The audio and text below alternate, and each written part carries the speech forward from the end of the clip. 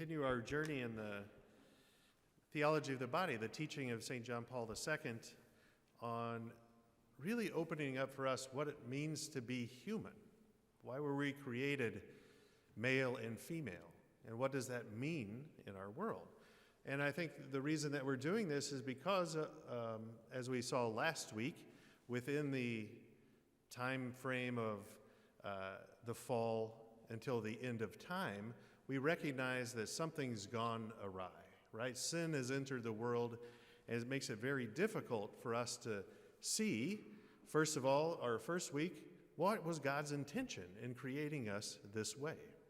And then today, where are we going, right? With these two bookends, we can understand what's going on here and how I'm supposed to live, which is very important to understand why God created us human, male and female, and called us to communion with one another and with Him. And then how sin broke that apart, right? And then it twisted up all these desires in our heart, desires which were good, right? Which were meant to direct us to communion with God, that union with God.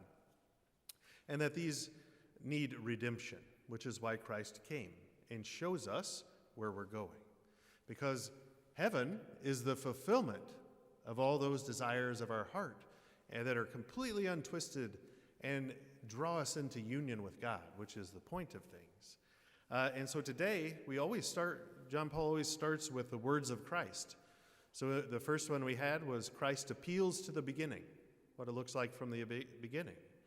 Then Christ, last week, appeals to the human heart, because that's what needs to be redeemed. That human heart, so all those desires are untwisted and redirected to where they're always meant to be. And then today, Christ appeals to the resurrection of the body. So important, because in today's world, I often hear, at least those that are maybe been disconnected for generations from any faith or the Christian faith, they kind of take up these ideas that are very worldly and wrong, in that, we think of, our loved one, and sometimes we say it in a sentimental way, it's still wrong, like they become an angel. No, we don't become another being altogether. Angels are something that were created that way as spiritual beings. But we're created body and soul. And we won't be completely fulfilled, even in heaven, even when our soul goes to heaven right after. We won't be fulfilled until the resurrection of the dead at the end of time. Because we're human.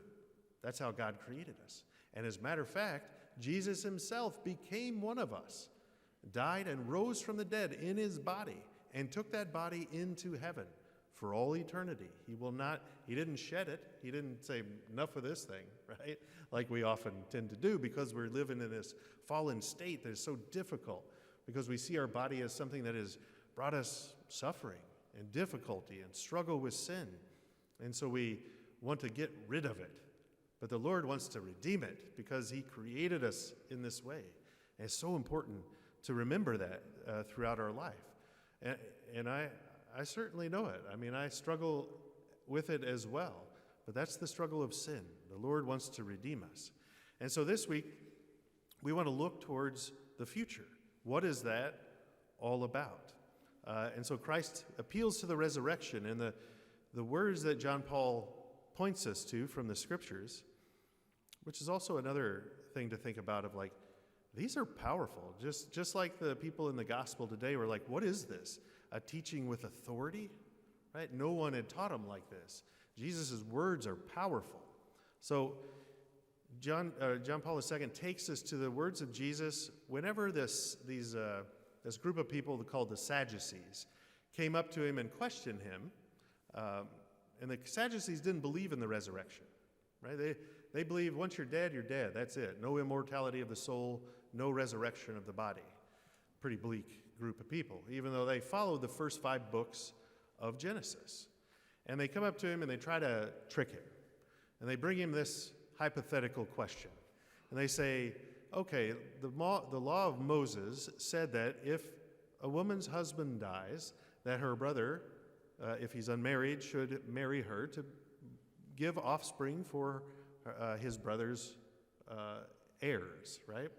And so they put this scenario together where she married 7 different brothers, and they all died and left no heirs.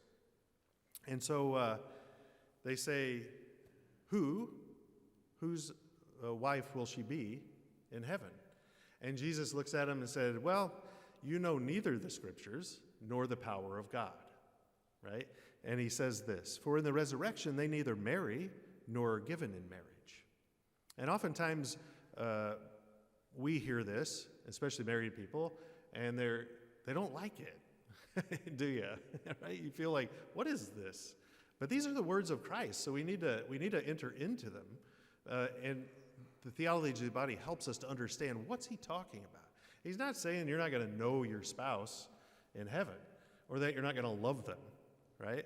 Your love will be perfected in heaven, not diminished or done away with, but perfected.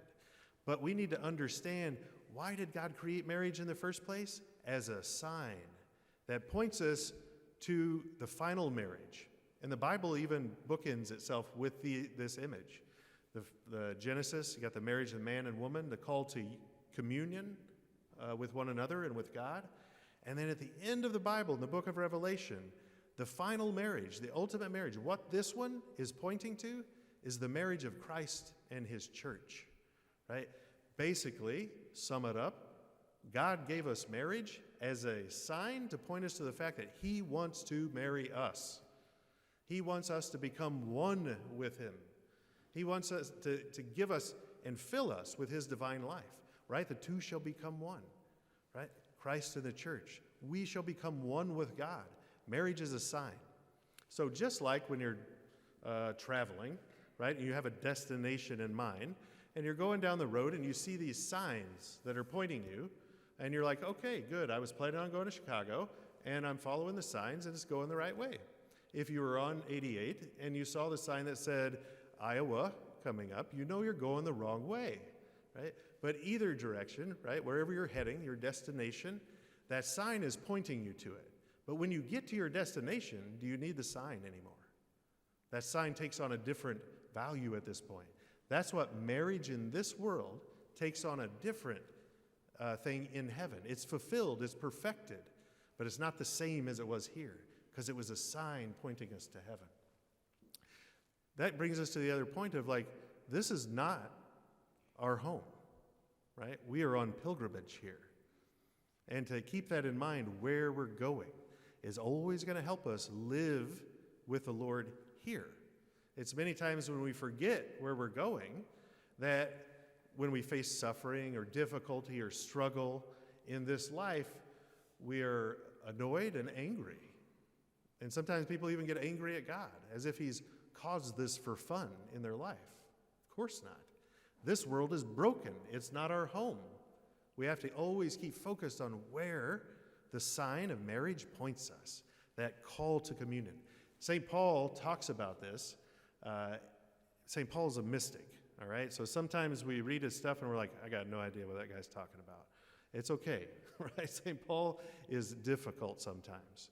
But St. Paul tells us in the Ephesians chapter 5, he quotes Genesis, and he says, and God made them male and female, right? And for this reason, the man shall leave his mother and father and be joined to his wife, and the two shall become one flesh.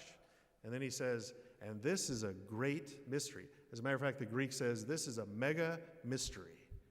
And I mean in reference to Christ and his church, right? St. Paul saw this. He saw that the greatest mystery, the deep mystery of marriage, is that it points us to the fact that God wants to become one with us.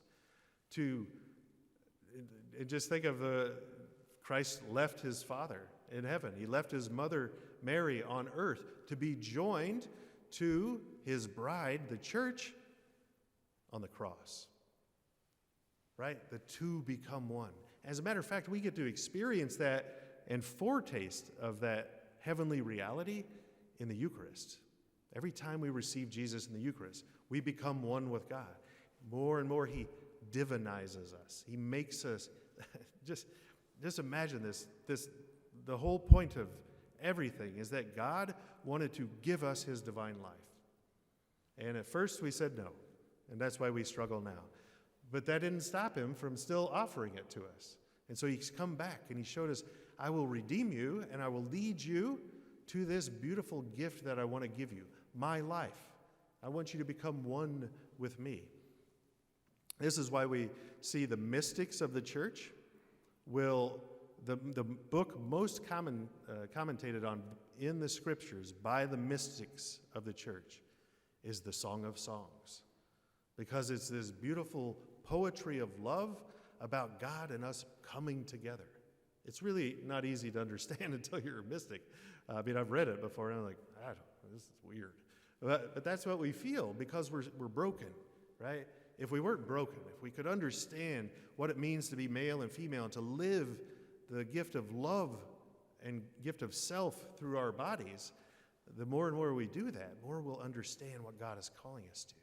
Because we will have our bodies in heaven, right? And that's when we will be perfected and fulfilled, and we will love as God calls us to love and be united with him in heaven. And not just him, it's not just me and God in heaven. It's the communion of saints, right? Which is all of us together. It will be your spouse, who your love will be perfected for one another in heaven. Of course, there's no procreation, there's none of that in heaven. It's in a different way that's beyond what we can understand right now. It's still a mystery to us. And your children and your friends, like those bonds of love, those are not broken, they're strengthened, they're perfected. It's this glorious call to love God and one another in the perfect society of heaven. What a gift. But we have to focus on that in this life. We have to always keep our eyes focused on where we're going, or we'll get distracted and stuck along the side of the road, right? In the brokenness and struggle that we have in this life. The more we can keep our eyes fixed on Jesus, keep our eyes fixed on that desire of God to be united with us, and that all of our relationships here can keep pointing us that way. Whenever we allow God to redeem those desires that get off track. Right? This is what John Paul wants of a total vision of the human person. To understand the human person, you got to understand all of this, so that we can live now and begin to live now the redemption of our bodies. The beauty, the heaven, we get to taste it occasionally here on earth when we strive for it. Is it easy? No, that's why Jesus gave us the sacraments. The sacraments, just like marriage is a sacrament, a sign, they are signs that give us the reality of grace in this life, but they are no longer needed in heaven, except for the Eucharist, because that's the fulfillment of everything, right? To be united with God. And so God desires this gift, to give us this gift. So let's keep our eyes focused on this. Pray with those desires still, that the Lord continue to redeem them, so that we can love as Christ calls us to love in this life, because he's going to perfect us and perfect that love and those bonds of love that we share with one another in heaven. It's more glorious than anything we can imagine. As Paul says, no eye has seen, no ear has heard what God has in store for those who love him, right? Let's love as Christ calls us to. Let's allow him to redeem us, allow him to purify our hearts so that we can begin to live that and to see amidst the confusion of this world that God has this beautiful purpose in creating us human, in creating us body and soul, male and female, and calling us to love and to give of ourselves here as Christ teaches us from the cross, which will be fulfilled in heaven. Let us do that today. Let us ask the Lord, our life is broken in this world. We struggle with it. Lord, redeem it. Untwist those desires. Point me to eternal life so that I can continue to live that fulfillment that you call me to, that place and reach that place where love will be perfected.